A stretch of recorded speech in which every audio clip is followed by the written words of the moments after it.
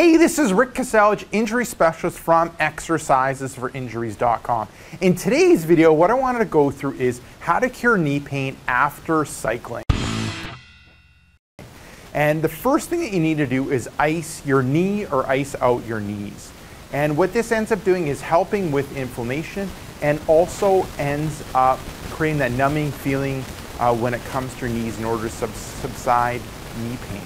Now, what I recommend when it comes to icing the knees is getting a bag of ice or a bag of frozen vegetables, placing them into a towel, and then placing it directly on your knees, and then icing for about 5 minutes and then seeing how it is. Does the pain subsided? Has the inflammation subsided? If it has, then you can progress up to about 10 minutes. So start off with icing.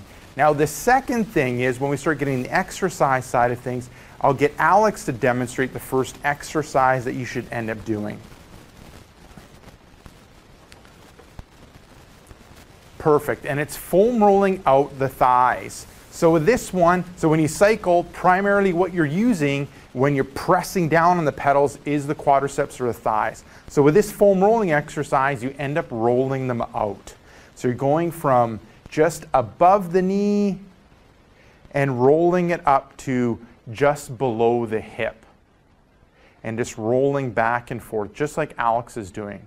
Now when it comes to sets, reps, time, and intensity, sets you're doing 1, repetitions you're going to do 5, and 1 repetition is up and down the thigh. When it comes to time, as Alex is doing, smooth controlled movement, and the intensity, you want to be feeling this. You wants to feel like you're having a massage. You're not in screaming pain. It's not feeling like you're just rubbing the skin. You want to feel like the muscles being massaged and loosened up. So that ends up being the second thing. Now the third thing you want to do is foam roll out the IT band. Perfect. So Alex has that full foam roller on the outer part of the thigh. She's rolling to just below the hip and then rolling to just above the knee and working on that outer part of the thigh. And she has this top leg that's kind of guiding her, and the foam rolling leg is straight, and then she has her arm in a plank position. She's maintaining good position from the side and from the front, and just rolling out that IT band area. And with this, when you're cycling, a lot of times what ends up happening is, cycling ends up being, predominantly when you're pressing down, you're ending up working that outer thigh area more, especially if you have a fair bit of float in the pedals.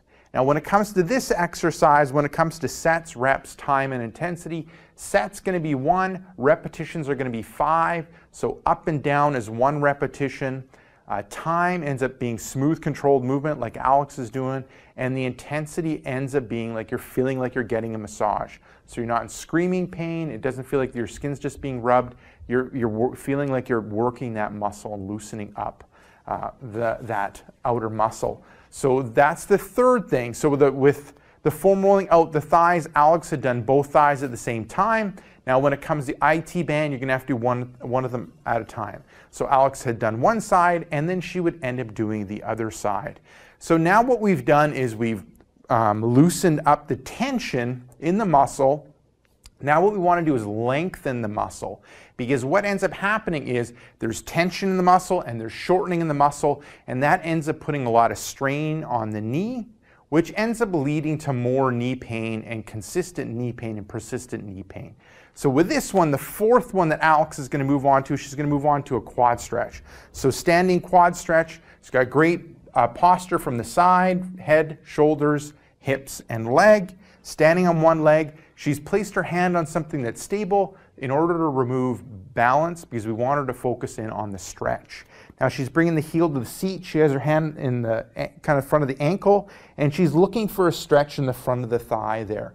Now if she wants to intensify it, she can bring that knee back a little bit more. Good. And then we go from the thigh to also adding a little bit of a hip stretch into that. Now when it comes to sets, reps, and time, you're going to do 1 set. You're going to end up doing 2 repetitions, alternating back and forth. Time, you're going to hold for 20 seconds. And the intensity, we're looking at a light stretch. So I'm not trying to rip apart the muscle, I'm looking at a light stretch happening in that quad, front of the hip area. So that ends up being the fourth thing. Now we're going to move on to the fifth, which ends up being a standing hip flexor stretch. So Alex is going to take a big step, a half step forward, half step back, flat in the front foot, bent in the front knee. This back leg is straight, but still slight bend in the knee, weights on the ball of the foot. She's going to tighten up the glutes, tighten up the abdominal area, and then bring the hips a little bit forward. And what she's looking for is getting a stretch in that front of the hip and that front of the thigh area. So what we've ended up doing is decrease the tension in the thigh, decrease the tension in the IT band or outer hip area. We've lengthened out the quad, and now what we're doing is lengthening out the hip flexors with this standing hip flexor stretch. Now when it comes to sets, reps, time, and intensity, sets 1, repetitions 2, so 1 on each side, alternating back and forth. Time, 20 seconds, and then intensity, we want a light stretch. So we don't want to feel nothing, we don't want to be ripping the muscle apart, we want to in the middle, looking for a light stretch and stretch out that hip flexor. Now moving on to the fifth thing that you want to end up doing is decreasing the stress on the knee. And this is looking at the rest of your day on what you're doing with your knees. So if you are standing lots, that puts a lot of stress on the knees. So if it's unnecessary for you to stand, then end up sitting down and decrease that stress on the knees so there's less pressure on the knees so the knees can recover. Now when it comes to sitting, sitting ends up being better than standing. But when it comes to sitting, if you sit and your heels are underneath your seat and your knees are bent, that is a position that puts a lot of stress on the knees. So ideally you want to keep the legs straight, so in neutral, not hyperextending them, just straight, and that ends up being the best position for them to kind of least amount of pressure and recover. So that ends up being the sixth one, and then the last one, the seventh one, is you'll end up finding attaching yourself to your pedals will end up helping. So if you just end up having your feet on platforms and just utilizing the platforms for pedaling, what will end up helping with your knee pain from cycling or after cycling is to be connected to the pedals with like clipless pedals or straps. That'll end up helping with your knee pain.